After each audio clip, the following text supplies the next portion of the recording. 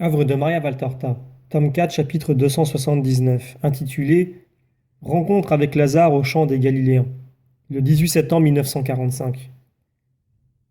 Le fameux champ des Galiléens, je crois que c'est le sens du mot employé par Jésus pour indiquer le lieu de rendez-vous aux 72 disciples envoyés en avant, n'est autre qu'une partie du mont des Oliviers plus proche de la route de Béthanie.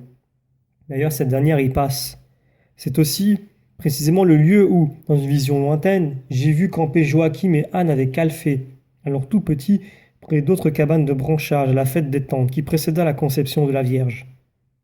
Le mont des Oliviers a un sommet arrondi. Tout est doux sur ce mont. Les montées, les panoramas, le sommet, il respire réellement la paix, enveloppé comme il est d'oliviers et de silence. Pas en ce moment, car il y a un fourmillement de gens occupés à faire les cabanes, mais d'habitude c'est vraiment un lieu de repos, de méditation.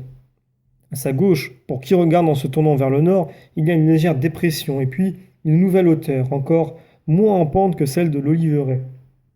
C'est ici, sur ce plateau, que campent les Galiléens. Je ne sais si c'est un usage religieux et désormais séculaire ou si c'est dû à un ordre romain dans le but d'éviter des désaccords avec les Juifs ou des habitants d'autres régions, peu courtois envers les Galiléens. Cela je l'ignore. Je sais que je vois beaucoup de Galiléens parmi lesquels Alphée, fils de Sarah, de Nazareth, Jude, le vieux propriétaire près du lac de Mérom, le chef de synagogue Jaïr et d'autres originaires de Bethsaïde, de Gapharnaüm et d'autres villes de Galilée, mais dont je ne connais pas le nom. Jésus indique la place à occuper pour leur cabane, exactement à la limite orientale du champ des Galiléens. Les apôtres avec quelques disciples, parmi lesquels le prêtre Jean et le scribe Jean, le chef de synagogue Timon, plus Étienne, Hermasté, Joseph d'Emmaüs, Abel de Bethléem, de Galilée, s'affairent à construire les cabanes. Pendant ce temps, Jésus est en train de parler avec des enfants de Capharnaüm qui se pressent autour de lui pour lui demander 1000 choses et lui en confier 1000 autres lorsque, du chemin qui vient de Béthanie, arrive Lazare avec son inséparable Maximin. Jésus a le dos tourné et ne le voit pas venir. En revanche, Judas Iscariote le voit et prévient le maître qui abandonne les enfants et s'avance en souriant vers son ami. Maximin s'arrête pour laisser pleine liberté aux deux hommes pour leur première rencontre. Lazare fait les derniers mètres aussi vite qu'il le peut, en marchant plus péniblement que jamais, et avec un sourire où tremblent la souffrance et les larmes à la fois sur la bouche et dans les yeux. Jésus lui ouvre les bras, et Lazare tombe sur son cœur dans une grande crise de larmes. Et quoi, mon ami? Tu pleures encore? Lui demande Jésus en lui donnant un baiser sur les tempes. Il domine Lazare d'une tête et paraît encore plus grand parce que, plein d'amour et de respect, Lazare se tient penché dans cette étreinte. Finalement, Lazare lève la tête et dit: Je pleure, oui. Je t'ai donné l'an dernier les perles de mes tristes pleurs. Il est juste que tu aies les perles de mes pleurs de joie. Maître, mon maître, je crois qu'il n'y a pas de chose plus humble et plus sainte que des larmes de joie, et je te les offre pour te dire merci. Pour ma Marie, qui maintenant n'est plus qu'une douce petite sœur, heureuse, sereine, pure, bonne, bien meilleure encore que quand elle était une fillette. Et moi qui me sentais tellement au-dessus d'elle, dans mon orgueil d'Israélite fidèle à la loi, maintenant je me sens bien petit, presque rien en comparaison d'elle, qui n'est plus une créature mais une flamme sanctifiante. Moi, je ne puis comprendre où elle va chercher la sagesse, les paroles, l'exact qu'elle trouve et qui édifie toute la maison.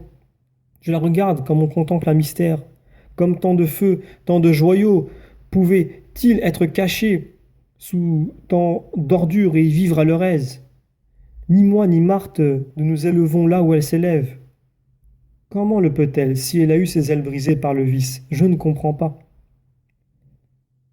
Et il n'est pas nécessaire que tu comprennes. Il suffit que je comprenne, moi.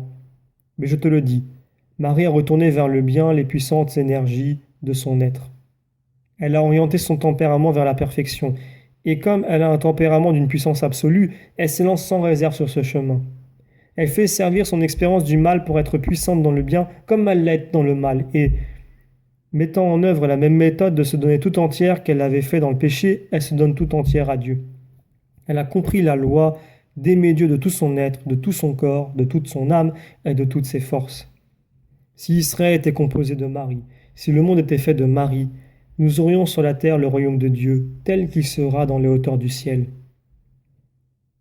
Oh, maître, maître, et c'est Marie de Magdala qui mérite ces paroles. C'est Marie, sœur de Lazare. Ma grande amie, sœur de mon grand ami, comment avez-vous su que j'étais ici, puisque ma mère n'est pas encore arrivée à Béthanie? En forçant le pas, le régisseur de la Belle Eau est venu m'avertir de ta venue, et moi chaque jour j'ai envoyé ici un serviteur. Tout à l'heure il est venu me dire, il est arrivé et il est au champ des Galiléens. Je suis parti tout de suite. Mais tu es souffrant. Tellement, maître, ses jambes. Et tu es venu. C'est moi qui serais vite venu. Mais mon empressement à te partager ma joie me tourmentait trop, et il y a des mois que je la sens en moi.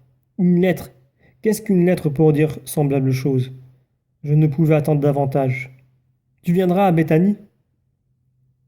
Certainement, aussitôt après la fête. Tu es très attendu. Cette grecque, quel esprit! Je parle beaucoup avec elle, qui est avide de s'informer sur Dieu. Mais elle est très cultivée, et moi, je reste à court car je ne connais pas bien certaines choses. C'est toi qu'il lui faut. Et je viendrai. Allons maintenant retrouver Maximin, puis je te prie d'être mon hôte. Ma mère sera heureuse de te voir et tu te reposeras.